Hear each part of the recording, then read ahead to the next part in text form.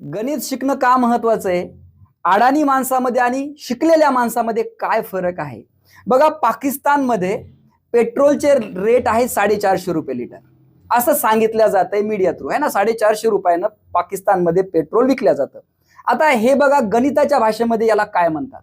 बघा, कोणत्याही देशाचं जे चलन असतं ना, त्या चलनामध्ये फरक असतो. करन्सी एक्सचेंज म्हणतो आपण. उदाहरणार्थ $1 म्हणजे आपले 92-93 रुपये होतात. तसंच जे पाकिस्तानचा रुपया आहे आणि भारताचा पण रुपया आहे, कॉन्सेप्ट इथेच फरक पडतो.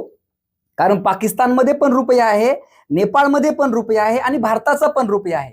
पण लक्षात घ्या, जो पाकिस्तानचा रुपया आहे हा 3 पटीनं कमी आहे.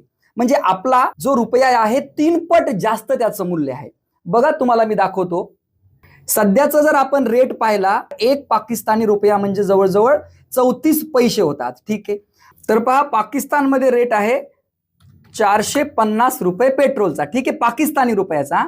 याला आपल्याला इंडियन मध्ये कन्वर्ट करण्यासाठी आपण गुणाकार करू, 0.34 ने गुणाकार करू आपण. ठीक आहे. तर आपलं उत्तर आले 153 रुपये. आता मला सांगा, 153 रुपये कुठं आणि 450 रुपये कुठं?